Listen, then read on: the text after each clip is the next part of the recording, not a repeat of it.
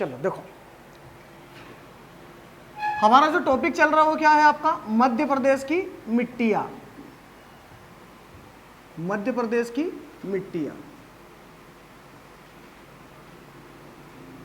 ठीक है, अब देखो कल हमने आपको बताया था कि मिट्टी होती क्या है, क्या होती मिट्टी? भू प्रॉपर्टी की ऊपरी सतह को क्या कहा जाता है? मिट्टी कहा जाता है। क्लियर है इतना? अब हमने आपको बताया था कि ये है हमारी क्या, पृथ्वी। ठीक है ना, पृथ्वी की 3 लेयर है। सबसे बिल्कुल सेंटर में, जैसे कि हमारी पृथ्वी पूरा गोला है ना, उस गोले की छोटी सी गेंद बिल्कुल सेंटर वाली, वो उसको क्या कहा जाता है? क्रोड कहा जाता है। क्या कहा जाता है? क्रोड। समझ गए ना इतना? क्रोड। अब इसमें क्या है? लावा। क्या भरा इसमें? लावा। मतलब पिघला हुआ लोहा या पिघलाई हुई प्लास्टिक क्या का जो रूप होता है वो क्या होता है आपका? लावा। अब इसके ऊपर वाली जो एक परत है उसका नाम क्या है? तो उसका नाम है क्या आपका? मेंटल। क्या है? मेंटल। मतलब इसको हिंदी में क्या बोलते हैं? प्रवार। क्लियर है इतना? ये मेंटल जो है सबसे बड़ी सतह है, मतलब सबसे बड़ी परत है किसकी? आपकी पृथ्वी की। 2900 किलोमीटर फैली हुई है। ठीक है ना? और उसके बाद में सबसे लास्ट वाला जो पोर्शन बचता है, सबसे ऊपर वाला जो भाग है उसका नाम क्या है? तो भू प्रॉपर्टी, मतलब क्रस्ट। भू प्रॉपर्टी मतलब क्रस्ट। इतना आपको समझ में आया कि नहीं आया? आ गया ना? पृथ्वी तो देखी होगी ना आपने, कल दिखाया था ना ग्लोब मैंने, तो आप समझ गए ना? अब देखो हम कहां पर रहते हैं, तो हम रहते हैं कहां पर? आपके भू प्रॉपर्टी के ऊपर, ऐसे। ठीक है ना? हमारी पृथ्वी क्या है? गोल है, इसलिए हमको आसमान ऐसे ऐसे दिखाई देता, ऐसे गोले जैसा दिखाई देता है क्या आपका आसमान। इतना आपको समझ में आ गया? अब देखो ये भू प्रॉपर्टी की जो चट्टाने हैं, ये जो भू प्रॉपर्टी की जो चट्टाने हैं, समय के साथ में क्या होती है आपकी? टूटती है। ठीक है ना? ये जो भू प्रॉपर्टी की चट्टाने हैं ना, समय के साथ में क्या होती है आपकी? टूटती है। अब टूटने के क्या कारण है वो तो हम जियोलॉजी में ही पढ़ेंगे, आपका एमपीपीएससी मेंस में। ठीक है ना? तो ये जब टूटती है ना विभिन्न जलवायु कारकों के कारण, तो इसके कारण क्या होता है? किसका निर्माण होता है? तो मिट्टी का निर्माण होता है। क्लियर है इतना? अर्थात जिस जगह पर जैसी चट्टान होगी वैसे ही क्या होगा आपका? मिट्टी का निर्माण होगा। ठीक है ना? अगर काली चट्टान है तो काली मिट्टी, मतलब बेसाल्ट चट्टान है तो काली मिट्टी। ठीक है ना? उसके बाद में लाल चट्टान है तो लाल मिट्टी। क्लियर है इतना? क्लियर है इतना? तो जहां पर जैसी मिट्टी होगी वहां पर वैसे ही चट्टान का क्या होगा? आपका निर्माण होगा। इतना हमने आपको कल समझा दिया था। आगे बढ़े अब यह भी बता दिया था कि इसमें जैविक पदार्थ कैसे आते हैं। अगर मान के चलिए कि अगर इसमें किसी पेड़ पौधों की पत्ती गिर गई तो किसका निर्माण होगा? हुमस का। किसका निर्माण होगा? हुमस का। ठीक है ना? और अगर किसी जीव जंतु जैसे गाय भैंस बकरी वगैरह कोई भी जीव मर गया और मरने के बाद में यहां पर अगर इसके अवशेष है तो क्या कहलाएगा? आपका जैविक पदार्थ। क्या कहलाएंगे? जैविक पदार्थ। क्लियर हुआ इतना? उसके अलावा इसमें होते हैं क्या? नाइट्रोजन। नाइट्रोजन क्यों होता है? क्योंकि इसमें एक बैक्टीरिया पाया जाता है जिसका नाम है क्या? एजाटोबैक्टर। वो मिट्टी में नाइट्रोजन स्थिरीकरण करता है। कैसे? मतलब जैसे जो एजाटोबैक्टर बैक्टीरिया होता है ना, वो किसी भी पौधों की जड़ में पाया जाता है। किसी भी पौधों की जड़ में क्या? दाल वाले दलहनी पौधों की जो जड़ होती है ना, उसमें छोटी छोटी गठाने होती हैं। उन गठानों में छोटा एक बैक्टीरिया पाया जाता है जिसका नाम है क्या? आपका एजाटोबैक्टर। एजाटोबैक्टर ये क्या करता है? वायुमंडल की नाइट्रोजन को खींचता है और वो पौधों में संग्रहित कर देता है। कर दिया। अब हमने क्या की, ये जो नाइट्रोजन है ये चली गई पौधों में। किसमें चली गई? पौधों में। और पौधों से हमने निकाली क्या? दाल। और दाल को चावल के साथ में बढ़िया से खा लिया तो नाइट्रोजन कहां चला गया? हमारे बॉडी में चला गया कि नहीं चला गया? अब जब हमने खा लिया और हमारी हो गई क्या? मृत्यु। तो मृत्यु होने के बाद में या तो हमको जला दिया या फिर हमको दफना दिया, गाड़ दिया जमीन में, तो फिर नाइट्रोजन वापस क्या हो जाएगी? वातावरण में चली जाएगी। तो इस संसार में जो जहां से आता है वहीं वापस चला जाता है। इसे नाइट्रोजन चक्र कहा जाता है। समझ गए? तो बहुत सारे चक्र आएंगे, जैसे ऑक्सीजन चक्र आपका, कार्बन डाइऑक्साइड चक्र वगैरह, ये सब पर्यावरण के पार्ट से तो वहां पर पढ़ेंगे हम। तो आपको इतना समझ में आ गया होगा कि नहीं आया? आ गया ना कि भू प्रॉपर्टी की सबसे ऊपरी सतह को क्या कहा जाता है? मिट्टी कहा जाता है। और मिट्टी का निर्माण कैसे होता है? जहां जैसी चट्टानें होगी उसी प्रकार की क्या होगी? आपकी मिट्टी बनेगी। अर्थात मिट्टी का जो जनक पदार्थ है वो है वहां की क्या? चट्टान। जनक का मतलब मिट्टी निकलती कहां से? तो चट्टानों से। ठीक है, आगे बढ़े हम? चलिए ठीक है।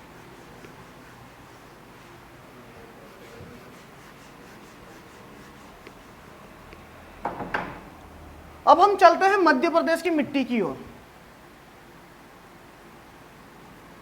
मध्य प्रदेश की मिट्टी की ओर।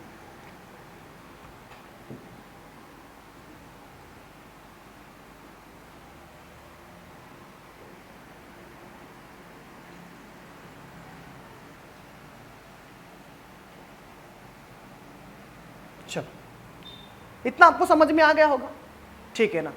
अब मध्य प्रदेश में हमने आपको बताया था कि मध्य प्रदेश को कुल कितने पार्ट्स में बांटा गया है?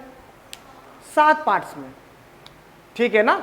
ये टॉपिक जो नए बच्चे उनको फिर से पढ़ाएंगे ना, कौन सा? आपका मध्य प्रदेश का भौगोलिक विभाजन और एक मध्य प्रदेश का गठन, 2 टॉपिक आपके बचे हैं, तो पढ़ा देंगे वो, ठीक है ना? तो मध्य प्रदेश को हमने कितने पार्ट से बांटा है? 7 पार्ट्स में। देखो, पहला सबसे बड़ा पार्ट है जिसका नाम है क्या? मालवा का पठार। दूसरा सबसे बड़ा पार्ट है जिसका नाम है क्या? नर्मदा सोन घाटी। और तीसरा सबसे बड़ा पठार है सतपुड़ा का पठार। और चौथा सबसे बड़ा पार्ट है कौन सा? अच्छा, चौथा सबसे बड़ा पार्ट है आपका मध्य भारत का पठार, ठीक है ना? तो देखो, यहां पर है सतपुड़ा का पठार, ये है बघेलखंड का पठार, ये है रीवा पन्ना का पठार, ये है बुंदेलखंड का पठार, और ये है आपका कौन सा? मध्य भारत का पठार। इतना आपको समझ में आ गया, ठीक है ना? तो देखिए, ये बताइए कौन सा है? तो मालवा का पठार। मालवा का पठार ये क्या है? आपकी नर्मदा सोन घाटी। नर्मदा सोन घाटी, ठीक है ना? और ये क्या है आपका? सतपुड़ा का पठार।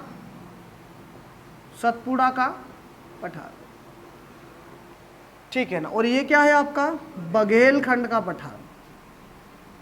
बघेलखंड का पठार। और ये क्या है आपका? रीवा पन्ना का पठार। रीवा पन्ना का पठार। और ये क्या है आपका? बुंदेलखंड का पठार, ठीक है ना? और ये लास्ट बचा, ये कौन सा है? मध्य भारत का पठार। मध्य भारत का पठार। इतना आपको क्लियर हो गया? अब देखो, हमने आपको बताया था कल कि भारतीय भूमि,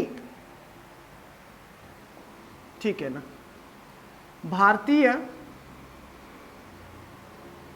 भूमि एवं मृदा सर्वेक्षण विभाग, मृदा सर्वेक्षण विभाग ने मध्य प्रदेश की मिट्टियों को कुल कितने पार्ट में बांटा है?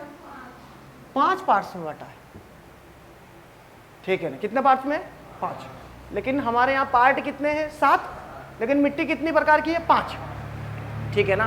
अब देखो, हमने देखा था क्या कल कि मालवा के पठार में कैसी मिट्टी पाई जाएगी? काली मिट्टी। कौन सी मिट्टी? काली मिट्टी। नर्मदा सोन घाटी में ये यहां पर भी काली मिट्टी। कौन सी मिट्टी? काली मिट्टी। और नर्मदा आपका सतपुड़ा में यहां पर भी काली मिट्टी। मतलब हमारे 3 पार्ट्स में एक ही प्रकार की मिट्टी पाई जाती है जिसका नाम है काली मिट्टी। तो एक प्रकार ये हुआ। दूसरा प्रकार कौन सा है? लाल पीली मिट्टी। कैसी? लाल पीली मिट्टी। तीसरी प्रकार की मिट्टी कौन सी है? मिश्रित मिट्टी। कैसी मिट्टी है? मिश्रित मिट्टी। चौथे प्रकार की मिट्टी कौन सी है?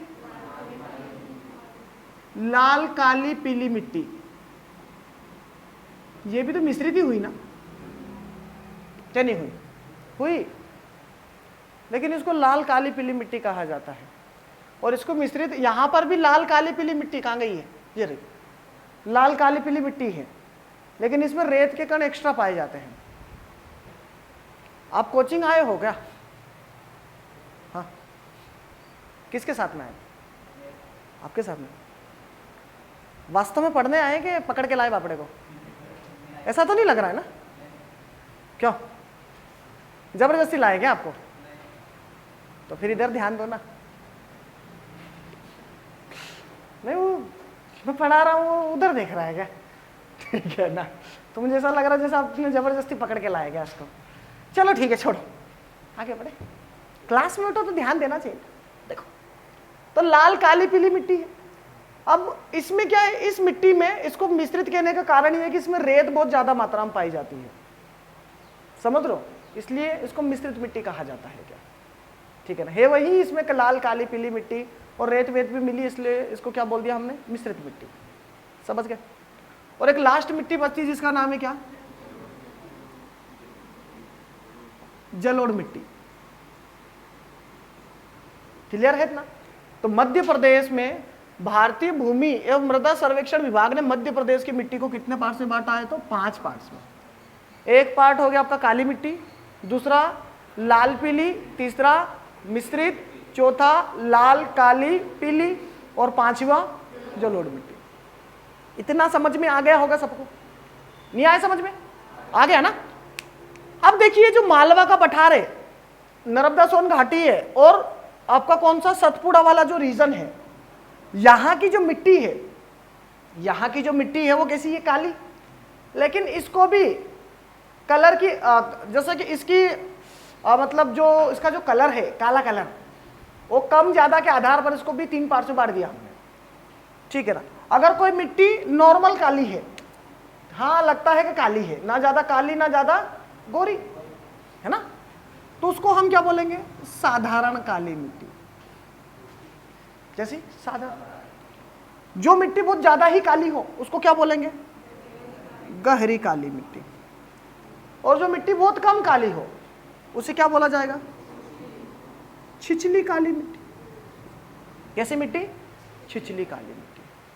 छिछली का मतलब क्या होता है? छिछला छिछला जल समझते हो?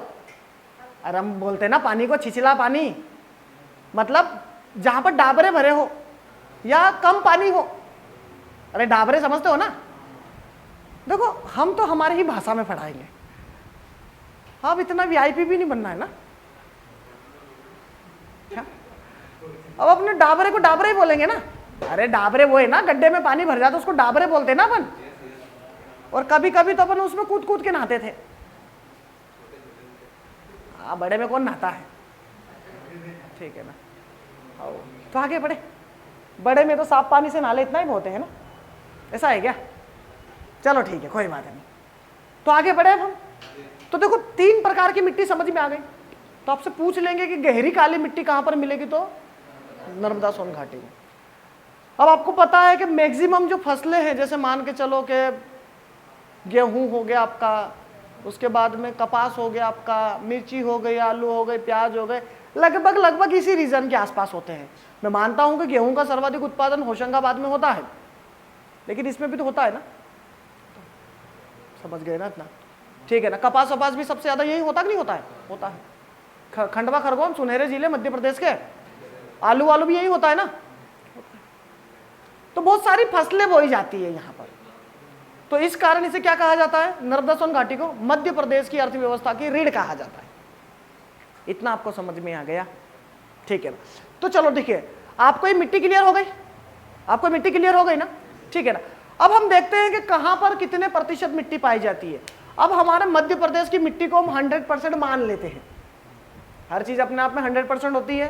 तो देखो, अब मध्य प्रदेश का जो मालवा वाला पठार है, यहां पर आपसे पूछ ले कि यहां पर काली मिट्टी पाई जाती है तो कितना प्रतिशत पाई जाती है?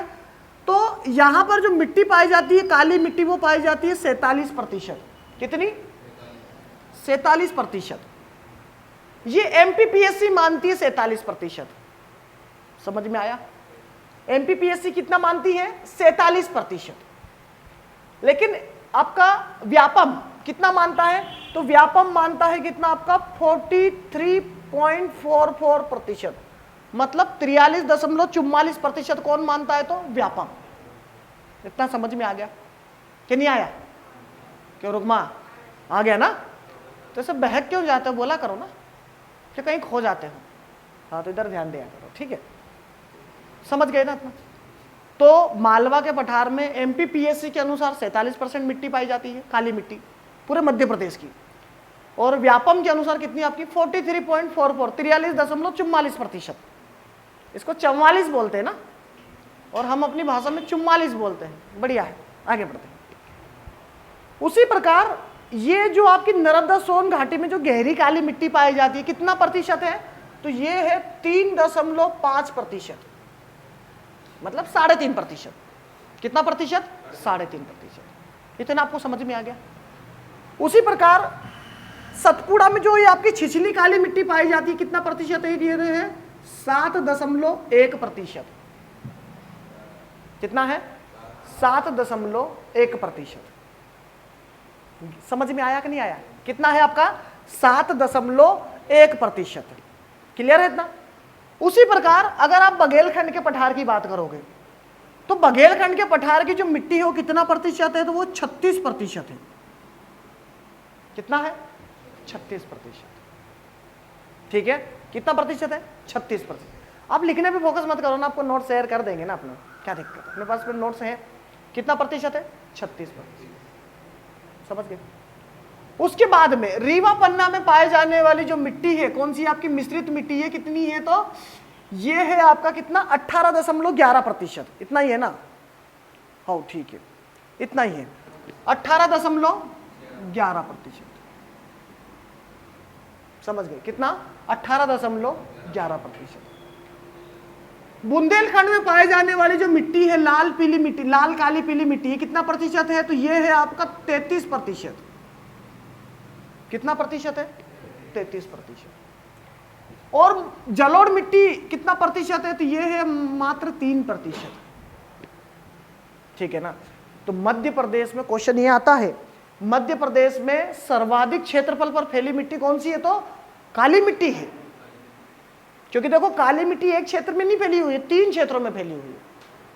समझ गए? तो आपसे पूछ ले कि मध्य प्रदेश में सर्वाधिक काली मिट्टी कहां पर है, तो इसका आंसर आएगा मालवा। समझ गए ना इतना? उसी प्रकार अगर आपसे पूछ ले कि मध्य प्रदेश में सर्वाधिक साधारण काली मिट्टी कहां पर है, तो मालवा। सिंपल सी बात है। क्वेश्चन ऐसे आता क्या कि मध्य प्रदेश में सर्वाधिक काली मिट्टी कहां पर है? तो मालवा के पठार में है। क्लियर है इतना?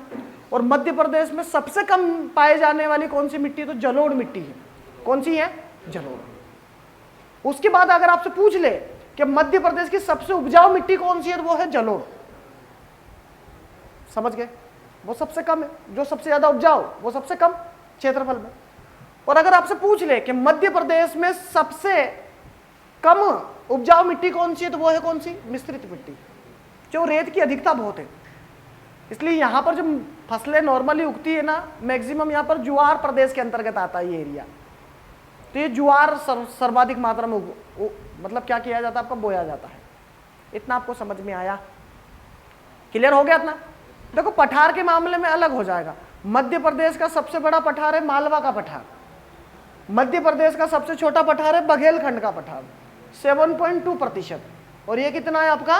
28, मतलब 28% आपका। और मिट्टी के मामले में सर्वाधिक मिट्टी मालवा में मिलेगी आपको, और सबसे कम मिट्टी कौन सी मिलेगी? जलोढ़। सर्वाधिक उपजाऊ कौन सी? जलोढ़। और सबसे कम उपजाऊ कौन सी? मिश्रित मिट्टी। ठीक है ना? तो देखिए भू प्रॉपर्टी की सबसे ऊपरी परत को क्या कहते हैं हम? मिट्टी। ठीक है ना? ठीक है ना? उसी प्रकार भारतीय भूमि और मृदा सर्वेक्षण विभाग ने मध्य प्रदेश की मिट्टी को कितने पार्ट में बांटा? 5 पार्ट्स में। ये क्वेश्चन आए तो ध्यान रखना है ना, जो पढ़ के नहीं जाएगा वो 7 लगाएगा, क्योंकि 7 भाग में डिवाइड है मध्य प्रदेश। लेकिन मिट्टी कितने प्रकार की है? 5। और किसने बांटा है? तो भारतीय भूमि और मृदा सर्वेक्षण विभाग ने। क्लियर है इतना? अब मध्य प्रदेश में सबसे ज्यादा क्षेत्रफल पर पाए जाने वाली मिट्टी कौन सी है? तो वो है कौन सी? कौन सी है? काली मिट्टी है। सर्वाधिक क्षेत्रफल कौन सा किस पठार पर सर्वाधिक काली मिट्टी है? तो मालवा के पठार। समझ गए इतना? सबसे कम कहां पर? जलोढ़। कहां पर? मध्य भारत के पठार। क्लियर है इतना? तो देखो मालवा का जो पठार है वहां पर साधारण काली मिट्टी कितना प्रतिशत है? 47% या 43.44%। आपके नर्मदा सोन घाटी में 3.5%, ठीक है ना। उसी प्रकार सतपुड़ा में कितनी है, 7.1%। बघेल में कितनी है, छत्तीसगढ़, बघेलखंड में कितनी है, कौन सी लाल पीली मिट्टी, 36%। रीवा पन्ना में कितनी है, रीवा पन्ना में कितनी है, 18.11%। और बुंदेलखंड में कितनी है, 33%। समझ गए तुम, समझ में आया। और आपका मध्य भारत के पठार में कितनी है, तो कितनी प्रतिशत, 3% आपका, ठीक है। अब देखो ये तो हो गया क्या इनका प्रतिशत, क्या हो गया इनका प्रतिशत। अब हम देखेंगे क्या इनका क्षेत्रफल कितना क्या फैला हुआ है, एरिया कितना है इसका, समझ गए ना। अब देखो जमीन को हम नॉर्मली यहाँ पर एकड़ में लेंगे, किस में मापेंगे हम, एकड़, समझ गए, ठीक है ना। तो जो मालवा का जो पठार है, ठीक है ना, मालवा का जो पठार है यहां पर कितने एकड़ में काली मिट्टी फैली हुई है, तो कोई बताएगा। मालवा का जो पठार है उसमें 400 लाख एकड़ में, कितने, 400 लाख एकड़ में काली मिट्टी फैली है। मालवा से क्वेश्चन आता है, मालवा के पठार से कितना, 400 लाख एकड़। सोचो इतनी जमीन अगर अपने पास हो तो फिर तो कोचिंग चलाने की जरूरत क्या होगी, ठीक है ना, क्या। हाँ पर देखो जमीन होने से कुछ नहीं होता, आपको पता है ना भारत का महान मुगल सम्राट तो नहीं था वैसे वो, फिर भी भारत का अंतिम मुगल सम्राट कौन था, बहादुर शाह जफर सेकेंड। उसके पूर्वजों ने किस किस को जीत लिया था, पाकिस्तान को, पूरे भारत को जीता था ना लगभग।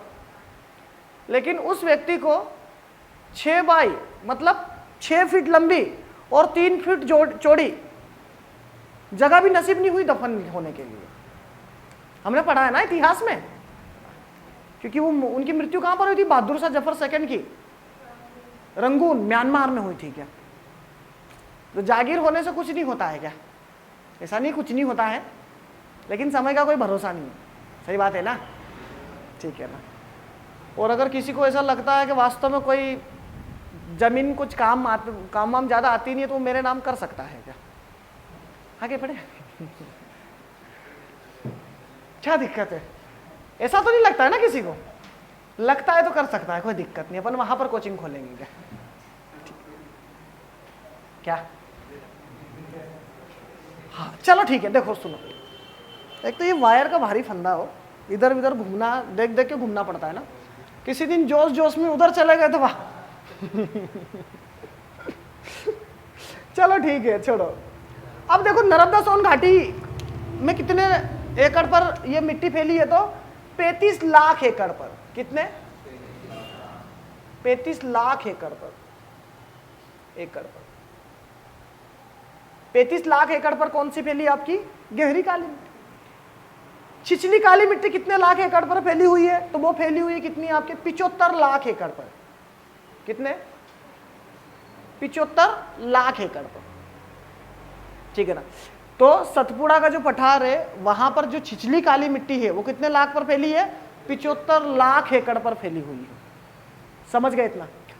उसी प्रकार ये जो आपकी लाल पीली मिट्टी है ये कितने एकड़ पर फैली हुई है, 390 लाख एकड़ पर, 390 लाख एकड़ पर, ज्यादा नहीं है, ज्यादा है ना, ठीक है, बढ़िया है, 390 लाख एकड़ पर।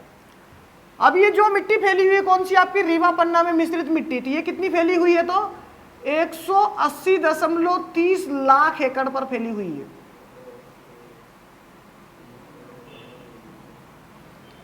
180.30 लाख एकड़ पर फैली हुई है, समझ गए। उसी प्रकार आपका जो लाल काली पीली मिट्टी है ये कितने पे फैली हुई है, तो ये 350 लाख एकड़ पर फैली हुई है, कितने, 350 लाख एकड़ पर फैली हुई है। उसी प्रकार ये जो जलोढ़ मिट्टी है ये कितने एरिया पर फैली हुई है, तो ये 3 लाख एकड़ पर फैली हुई है, कितने, 3 लाख एकड़ पर फैली हुई है। तो आपसे नॉर्मली क्वेश्चन ये आएगा कि मालवा की के पठार में जो काली मिट्टी कितने लाख एकड़ पर फैली हुई है, तो 400 लाख एकड़ पर फैली हुई है। समझ में आया? और आपसे सिर्फ इतना भी पूछ ले कि जो काली मिट्टी है कितने क्षेत्रफल फैली हुई है, तो 400 लाख एकड़ पर फैली हुई है। इतनी बात आपको सबको समझ में आ गई? आ गई ना? तो देखो अब आप सिंपल सा बताओ मुझे, मध्य प्रदेश में सर्वाधिक क्षेत्रफल पर कौन सी मिट्टी पाई जाती है? तो काली मिट्टी। सर्वाधिक उपजाऊ मिट्टी कौन सी है? तो जलोढ़ मिट्टी। कौन सी है? जलोढ़ मिट्टी। ठीक है ना? उसी प्रकार सबसे कम उपजाऊ मिट्टी कौन सी है? तो मिश्रित मिट्टी। भारतीय भूमि और मृदा सर्वेक्षण विभाग ने मध्य प्रदेश की मिट्टी को कितने पार्ट्स में डिवाइड किया? तो 5 पार्ट्स में। क्लियर है इतना? सर्वाधिक एरिया पर फैले जाने वाली मिट्टी कौन सी, फैली हुई मिट्टी कौन सी? काली मिट्टी। और सबसे कम कौन सी है? जलोढ़ मिट्टी। और सबसे उपजाऊ मिट्टी? जलोढ़ मिट्टी। और सबसे कम उपजाऊ मिट्टी? मिश्रित मिट्टी। क्लियर है इतना? ठीक है ना? आगे बढ़ते हैं ना। अब हम क्या करते हैं, एक एक मिट्टी को उठाते हैं और उनकी क्या करते हैं, विशेषताओं को यहाँ पर देखते हैं। ठीक है ना? क्या अच्छा, मतलब उसके लिए स्क्रीनशॉट के लिए चलो ले लेना हो स्क्रीनशॉट। यूट्यूब वालों बढ़िया है, पर यूट्यूब अच्छा है, इससे फायदा यह होता है कि व्यक्ति को तो कुछ तो एक्स्ट्रा डाटा मिलता ही है। ठीक है ना? चलो ठीक, नेक्स्ट। शुरुआत में यूट्यूब पे वीडियो बना रहे थे ना, आवाज भी नहीं निकलती थी क्या? आवाज दब सी जाती थी क्या? बढ़िया है। चलो छोड़ो। तो देखो रे, काली मिट्टी है। काली मिट्टी की में अधिकता किस किस की पाई जाती है? तो आयरन, एल्यूमिनियम और चूना की। और इनमें से सबसे ज्यादा क्या है? तो चूना और आयरन है। ठीक है ना? समझ गए ना? कमी किसकी मिलेगी आपको? NPK और हुमस। N मतलब नाइट्रोजन, P मतलब फास्फोरस, K मतलब पोटेशियम। अभी एक एग्जाम हुई थी, उसमें ये पूछा था कि पोटेशियम का चिन्ह क्या है, तो लोग P लगा के आए होंगे, जिसको पता नहीं है। बाकी है क्या इसका चिन्ह? K। ठीक है ना? उसके बाद में कौन सी आपकी? हुमस। और हमने आपको बता दिया हुमस कैसे बनता है, तो पेड़ पौधों की पत्तियों वत्तियों से बनता है। क्लियर है इतना? उसके बाद में काली मिट्टी का काला रंग किसके कारण होता है? टिटेनी फेरस के कारण होता है। ठीक है? उसी प्रकार काली मिट्टी में सर्वाधिक जल धारण की क्षमता पाई जाती है, इसलिए इस मिट्टी का नाम क्या है? रेगुर मिट्टी। यह भी पूछ लेंगे कि रेगुर मिट्टी किसे कहा जाता है? तो काली मिट्टी को। अब इस मिट्टी में सर्वाधिक मात्रा में देखो कौन कौन सी फसल बोई जाती थी इस मिट्टी में? बोई जाती है, एक तो कपास बोया जाता है, आपको पता है। गेहूं बोते कि नहीं बोते हैं? बोते हैं। सोयाबीन बोते कि नहीं बोते हैं? बोते हैं। समझ गए? और इसके अलावा अपने आलू, प्याज, लहसुन वसन सब। ठीक है ना? तो यहां पर सबसे इंपॉर्टेंट क्वेश्चन इससे बनता है क्या, कि काली मिट्टी में कौन सी फसल बोई जाती है? तो कपास। या कपास कौन सी मिट्टी में बोई जाती है? तो काली मिट्टी में। समझ गए ना तरह? ठीक है ना?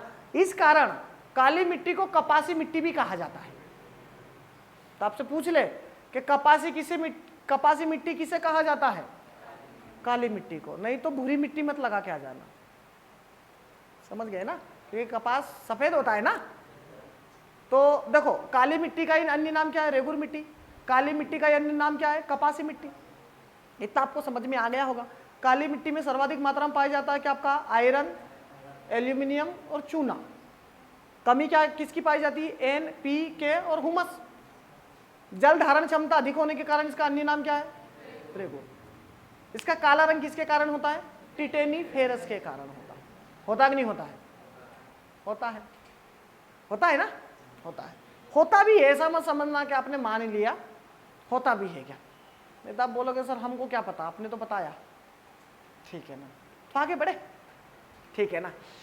अब हम थोड़ा सा क्या करते हैं, आगे बढ़ते हैं। इसमें मूंगफली को भी आपका बोया जाता है ना, ध्यान रखना। ठीक है ना? और ये क्वेश्चन भी पूछ सकते हैं कि गरीबों का बादाम कौन सा है? तो मूंगफली। गरीबों का बादाम, काचा बादाम, गाना तो सुना ही होगा ना। ठीक है ना? वो भुवन नाम का कोई व्यक्ति था ना। हो बढ़िया है। तो तो किस्मत है, कहाँ से कहाँ तक ले जाए वो ठीक है, क्या करें। चलो आगे बढ़ते हैं ना। तो ये आपको समझ में आ गया होगा ना, आ गया होगा आपका। इसका पीएच मान वगैरह पूछा जाए कितना है, 6.3 से 6.4, ठीक है ना। इसके अलावा क्या है, बस बाकी तो कोई वो नहीं है, ठीक है ना। चलो अब हम पढ़ते हैं किसके बारे में, दूसरी मिट्टी जिसका नाम है क्या आपका, लाल पीली मिट्टी। ये जो मैंने पढ़ा है आपको समझ में आ गया, ठीक है ना, बढ़िया है। मिटा देते हैं इसको। चलो अब जो हमारी जो नेक्स्ट मिट्टी है उसका नाम है आपका क्या, लाल पीली मिट्टी, ठीक है ना। कौन सी मिट्टी, लाल पीली मिट्टी।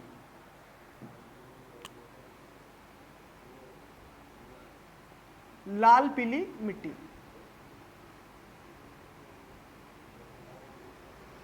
देखो अब लाल पीली मिट्टी का अन्य नाम क्या है, तो इसका अन्य नाम एक का, इसका अन्य नाम क्या है, चलका, और एक नाम है इसका क्या, डोरसा। चलका और आपका डोरसा। तो लाल पीली मिट्टी देखिए कभी, पीली मिट्टी तो देखी होगी ना, अरे वो हमारे घर में लिपते थे ना अपन, क्या देखे होंगे ना, बढ़िया है। चल ठीक है। उसके बाद में इस मिट्टी में अधिकता किसकी पाई जाएगी, तो इस मिट्टी में भी वही आपका किसकी, एक तो आयरन की और एक फेरिक ऑक्साइड की, फेरिक ऑक्साइड, ठीक है ना। एक तो आयरन की और एक आपकी किसकी, फेरिक ऑक्साइड की क्या पाई जाएगी, अधिकता पाई जाएगी। इसमें कमी किसकी मिलेगी आपको इसमें, तो वही अपने एन, पी और के और हुमस, समझ गए ना। इस मिट्टी की प्रमुख फसल कौन सी है, धान। धान मतलब चावल, और इसके अलावा यहां इसमें बाजरा भी बोया जाता है और ज्वार भी बोई जाती है ना। तो इसकी प्रमुख फसल कौन सी है, धान। धान मतलब चावल, खाए होंगे ना कभी तो, बढ़िया है।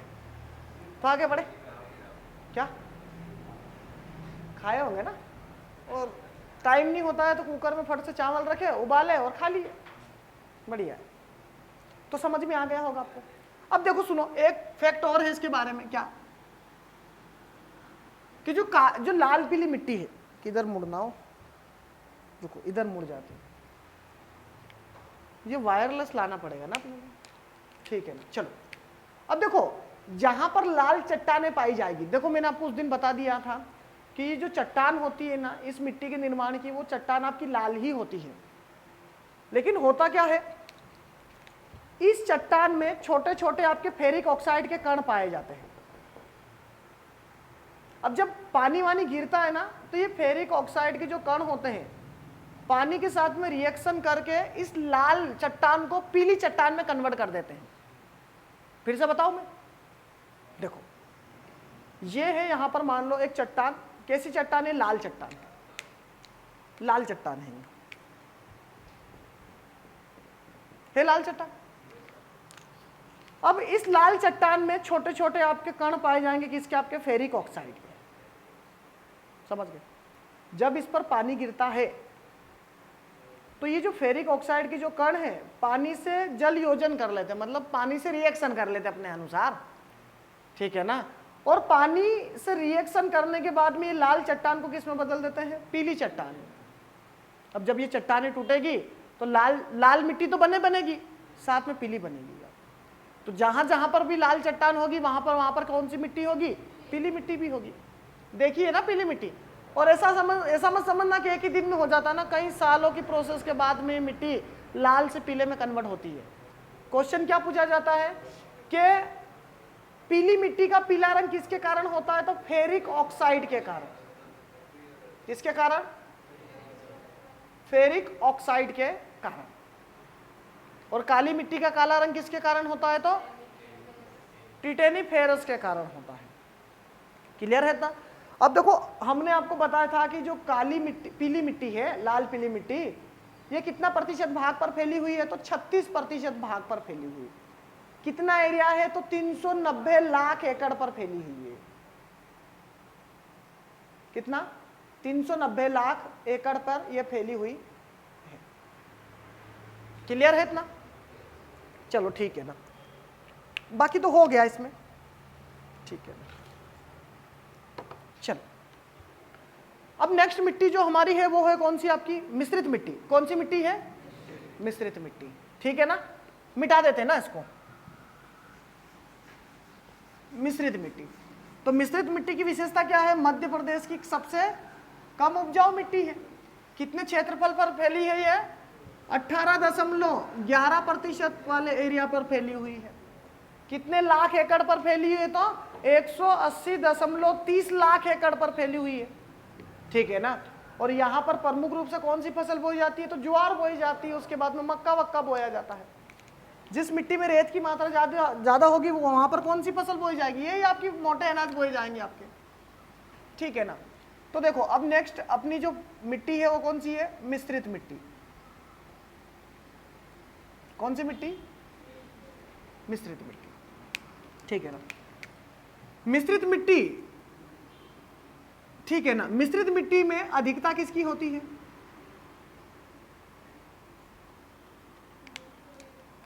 हाँ, मिश्रित मिट्टी में अधिकता किसकी होती है?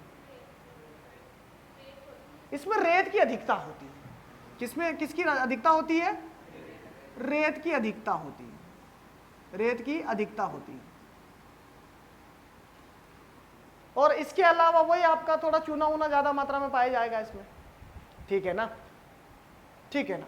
और आयरन वगैरह थोड़ा बहुत पाया जाएगा इसमें। कमी किसकी होती है? तो कमी पर फोकस करना। कभी इसमें तो कमी पाई जाएगी आपकी, सभी कम है इसमें। एन भी कम है, पी भी कम है, के भी कम है और हुमस भी कम है, सभी कम है इसमें, समझ गए ना। कौन सी फसल बोई जाती है मुख्य रूप से? इसमें मोटे अनाज बोए जाते हैं। इसमें मोटे अनाज में भी कौन सी? आपकी ज्वार और मक्का। ज्वार और आपका मक्का। बस इतना ध्यान रखना है कि मध्य प्रदेश की सबसे कम उपजाऊ मिट्टी है कौन सी? आपकी मिश्रित मिट्टी, सबसे कम उपजाऊ,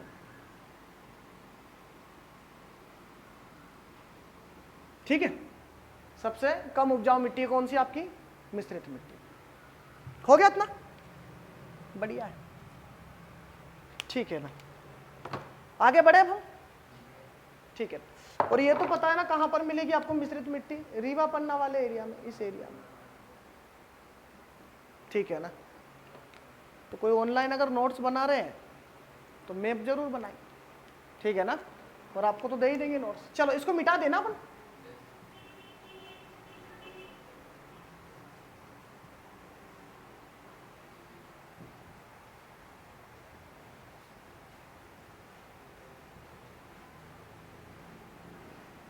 चलो ठीक है। तो अभी तक जो मैंने पढ़ाया आपको समझ में आया, ठीक है ना। मध्य प्रदेश में सर्वाधिक क्षेत्रफल पर कौन सी मिट्टी पाई जाती है? तो काली। कितना क्षेत्रफल? कितना क्षेत्रफल? 400 लाख एकड़ पर। और प्रतिशत कितना? 47% या 43.44%। और गहरी काली मिट्टी 3.5 और कितना लाख एकड़? 35 लाख एकड़। और छिछली काली मिट्टी कितना प्रतिशत? 7.1%। और कितना एकड़? 75 लाख एकड़, ठीक है ना। उसी प्रकार लाल पीली मिट्टी कितने एरिया पे फैली हुई है? 390 लाख एकड़। और प्रतिशत कितना उसका? 36, मतलब 36%। और मिश्रित मिट्टी कितने एरिया पे फैली हुई है?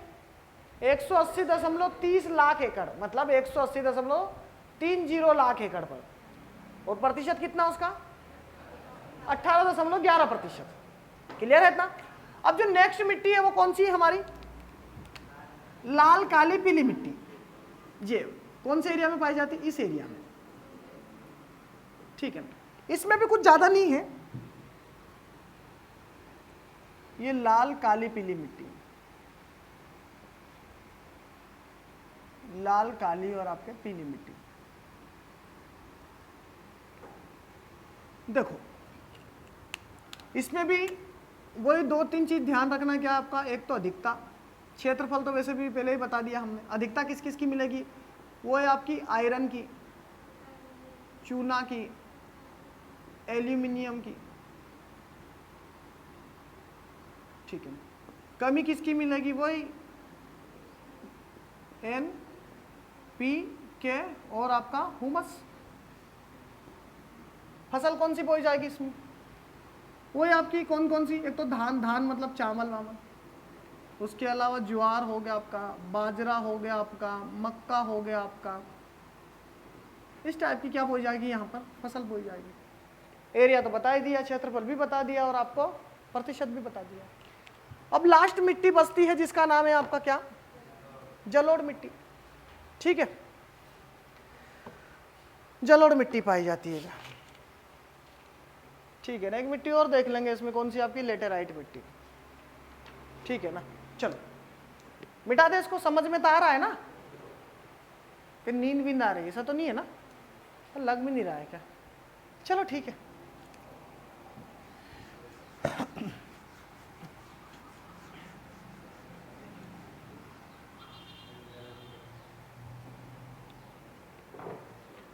अब ये जो है हमारी जलोढ़ मिट्टी इस एरिया में पाई जाती है। अब देखो जलोढ़ मिट्टी का जलोढ़ नाम क्यों पड़ा है, क्योंकि ये है ना जल द्वारा बहाकर लाई गई है। ये जो गंगा और उसकी जो सहायक नदियां हैं जैसे यमुना वमुना हो गए ना, ये क्या करती है, उत्तराखंड वाले एरिया से जब निकलती है ना तो अपने साथ में मिट्टी बहाकर लेके आती है, ठीक है ना। और इस पूरे एरिया में आपके गंगा दोआब क्षेत्र वाले, मतलब आपके पंजाब सॉरी उत्तर प्रदेश और बिहार वाले एरिया में आकर बिछा दिए, ठीक है ना, समझ गए ना। तो मध्य प्रदेश की सर्वाधिक उपजाऊ मिट्टी है जलोढ़ मिट्टी, और भारत की भी सबसे सर्वाधिक उपजाऊ मिट्टी है कौन सी, जलोढ़ मिट्टी, ठीक है ना। चलो जलोढ़ मिट्टी से क्वेश्चन आता है,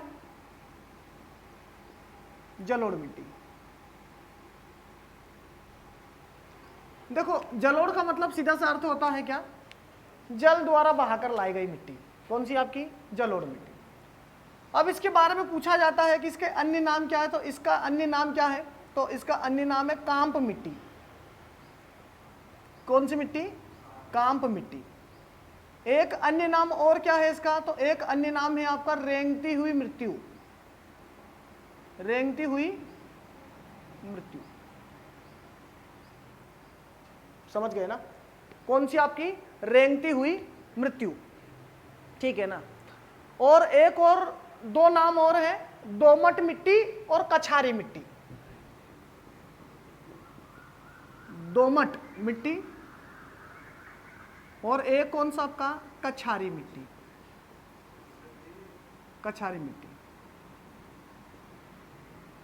समझ गए, कौन सी आपकी, कछारी मिट्टी, ठीक है ना। चलो अब देखो चिकनी होने के कारण इसका नाम क्या है, दोमट, ये चिकनी मिट्टी है, इसके कारण इसका नाम क्या है, नदियों द्वारा बहाकर लाई गई है इसलिए इसका नाम क्या है, कछारी। कांप मिट्टी क्यों बोला जाता है, क्योंकि इसमें सबसे ज्यादा जीवाश्म पाए जाते हैं। जीवाश्म समझ लो, जीव जंतुओं के शरीर के टुकड़े, हड्डी वड्डी है ना, समझ गए ना आप इतना।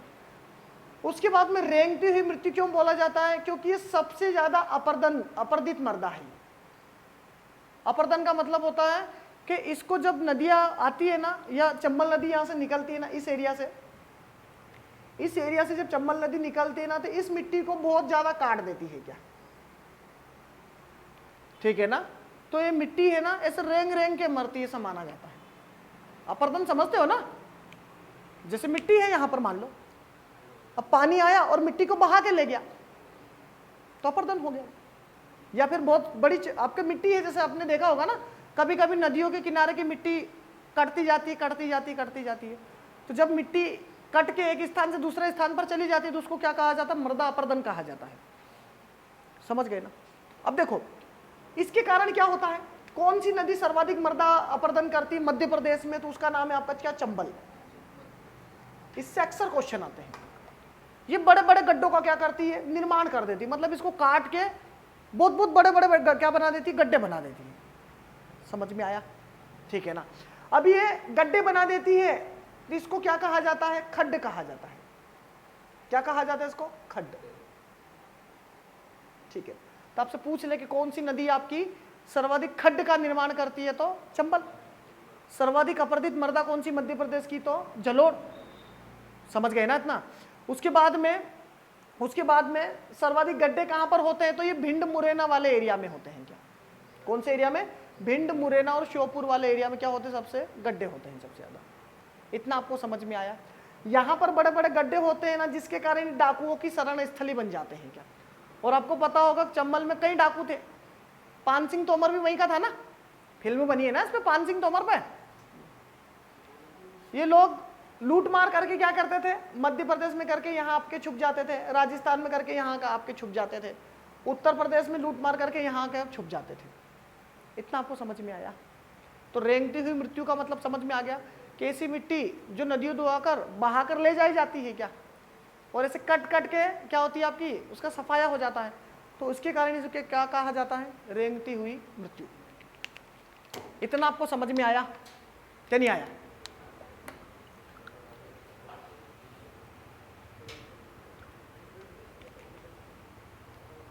तो देखो, जीवाश्म की अधिकता क्यों पाई जाएगी? क्योंकि कई जीव जंतु पानी में मर जाते हैं।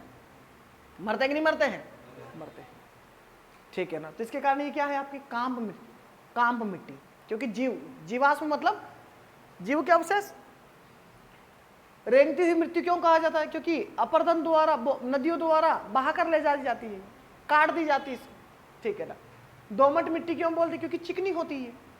और कछारी मिट्टी क्यों बोया जाता है? क्योंकि नदियों द्वारा बहाकर लाई जाती है, बिछाई गई है आपकी, इसलिए इसको क्या बोल दिया आपका? कछारी मिट्टी। तो ये नाम आपको समझ में आ गए क्या नहीं आए? आ गए होंगे ना। चलो ठीक है ना। अब इसको मिटाते हैं और थोड़ा दूसरी चीजें लिखते हैं इसके बारे में। चलो, अधिकता किसकी मिलेगी आपको इसमें? ठीक है ना। अधिकता वो है आपका, अब इसमें मिलेगा आपको क्या? पोटास, जैव पदार्थ। ठीक है ना। और चूना ऊना भी मिलेगा इसमें। ठीक है ना। तो इसमें जो अधिकता है वो मिलेगा किसका? आपका चूना का, और आपका किसका? मुख्य रूप से पोटास का। कमी तो सभी की रहेगी आपका, नाइट्रोजन, फास्फोरस, पोटेशियम और आपका हुमस। सॉरी, चूना नहीं, यहां पर जैव पदार्थ है।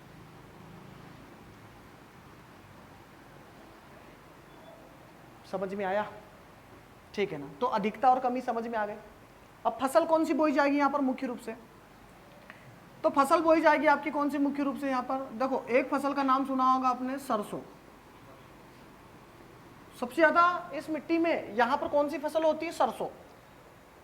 और मध्य प्रदेश का सर्वाधिक सरसों भी मध्य भारत के पठार में ही होता है। इस कारण मध्य भारत के पठार को सरसों की हांडी कहा जाता है। इतना आपको समझ में आया? क्या कहा जाता है? सरसों की हांडी। हांडी समझते हो ना? क्या होती है हांडी? हाँ, मिट्टी का बर्तन। पता कि नहीं होता है? होता है। ठीक है ना, बढ़िया है। तो सरसों की हांडी किसको कहा जाता है? मध्य भारत के पठार को। क्लियर है इतना? उसके अलावा यहाँ पर और भी जैसे फसल होती है आपकी, गेहूं भी होती है, सोयाबीन भी होती है, सब होती है, लेकिन मुख्य रूप से कौन सी फसल याद रखना आपको? सरसों। ठीक है। और कुछ फैक्ट पता है? सर्वाधिक उपजाऊ मिट्टी मध्य प्रदेश की। ठीक है ना। उसके बाद में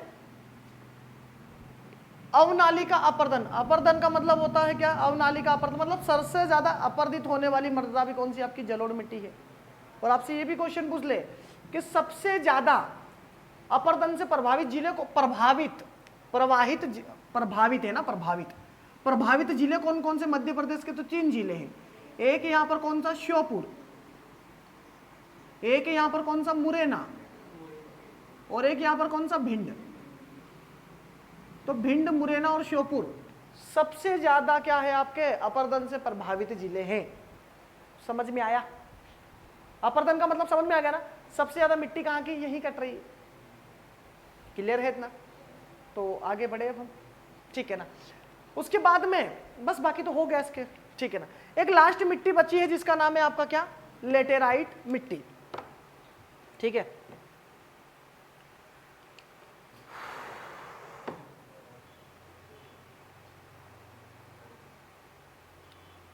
ठीक है ना, चलो ठीक है, आगे बढ़ते हैं। तो आगे बढ़े वो, एक लास्ट मिट्टी बचती है जिसका नाम है क्या आपका, लेटेराइट मिट्टी। अब जो लेटेराइट मिट्टी है स्पेशल किसी एरिया में नहीं पाई जाती है, ठीक है ना, ये बस कुछ जिलों में पाई जाती है आपकी, ठीक है। देखो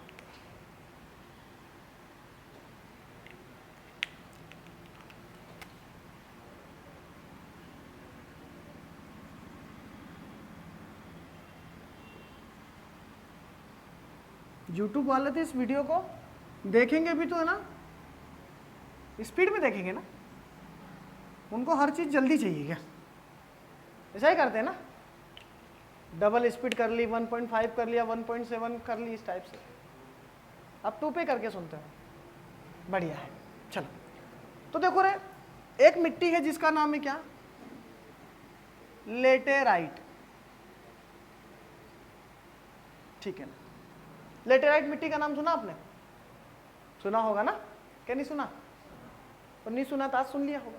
देखो अब लेटेराइट मिट्टी है ना 3 क्षेत्रों में पाई जाती है, एक तो सतपुड़ा वाले एरिया में, ठीक है, एक बघेलखंड वाले एरिया में, और एक आपका मध्य भारत वाले एरिया में, ये वाले,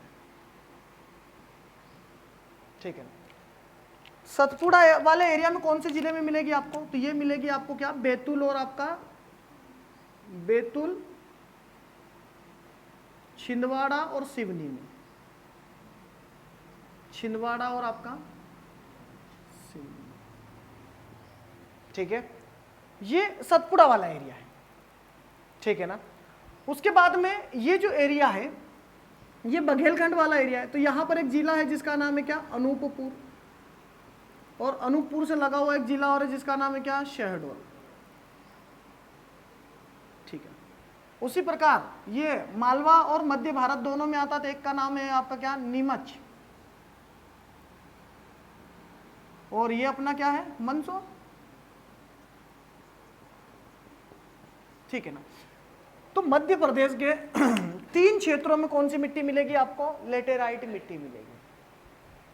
लेटेराइट मिट्टी समझते हो, लाल टाइप की मिट्टी आती है लेटेराइट मिट्टी। क्या बोया जाता है इसमें, तो इसमें बोया जाता है आपका क्या, मसाले, चाय, मसाले समझते हो ना, क्या होते हैं मसाले, 1-2 मसाले के नाम बताओ मुझे। हाँ, खड़ा मसाला, और एक गरम मसाला है ना। ओ नेक्स्ट, तो देखो चाय होती है, मसाले होते हैं, चाय होती है, और आपकी क्या, कॉफी होती है इसमें मुख्य रूप से, इसमें समझ गए ना अपना। उसके बाद में अधिकता किसकी होती है, तो अधिकता देखा जाए तो वो है आपका किसकी, चूना की, एल्यूमिनियम की, और आयरन की, और किसकी, आपकी आयरन की। कमी वो है आपकी किसकी कमी पाई जाएगी यहाँ पर, इसको एनपीके और हुमस, एनपीके और आपका, समझ में आया तो क्लियर हो गया ना ये। तो लेटेराइट मिट्टी है ना मध्य प्रदेश के कुछ ही क्षेत्रों में पाई जाती है, इस पर क्वेश्चन आ चुका है। तो सतपुड़ा वाले कुछ जिले में मिलेगी आपको, बैतूल, सिवनी, छिंदवाड़ा वगैरह में, ठीक है ना। लौंग वोंग भी बोलते हैं ना, समझ रहे हो, मसाले में सब आ जाएगी आपकी क्या, ठीक है ना। खड़ा मसाला तो दालचीनी, तो आपका लौंग वोंग, इलायची विलायची सब मसाले में आती है। और बघेलखंड वाले एरिया में कहाँ पर, आपके अनूपपुर और आपका शहडोल, और मालवा में मंदसौर, और मध्य भारत में नीमच वगैरह। तो जो नीमच है ना मध्य भारत और मालवा में दोनों में आता है, और मंदसौर भी मालवा और नीमच दोनों में आता है, मालवा और मध्य भारत दोनों में आता है। इतना आपको समझ में आया, ठीक है ना। कौन कौन सी फसल है, तो मसाले हैं, चाय है, कॉफी है, इसके अलावा भी ज्वार बाजरा वगैरह भी कुछ बो देते हैं अपने इधर, तो सब खतरनाक ही लोग रहते हैं, ठीक है। चलो अधिकता किसकी मिलेगी आपको, चूना की, एल्यूमिनियम की, आयरन की। कमी एनपीके, नाइट्रोजन, फास्फोरस और आपका पोटेशियम, और आपकी किसकी, हुमस। कुछ फैक्ट याद रखना, क्या फैक्ट याद रखोगे आप, ठीक है ना। विश्व मृदा दिवस कब मनाया जाता है, क्यों वर्षा, विश्व मृदा दिवस कब मनाया जाता है? हाँ, ठीक है ना। विश्व मृदा दिवस कब मनाया जाता है? तो हमेशा ध्यान रखना, विश्व मृदा दिवस मनाया जाता है 5 दिसंबर को, विश्व मृदा दिवस, ठीक है ना। उसके बाद में अगर आपसे पूछ ले कि मध्य प्रदेश जल एवं भूमि प्रबंधन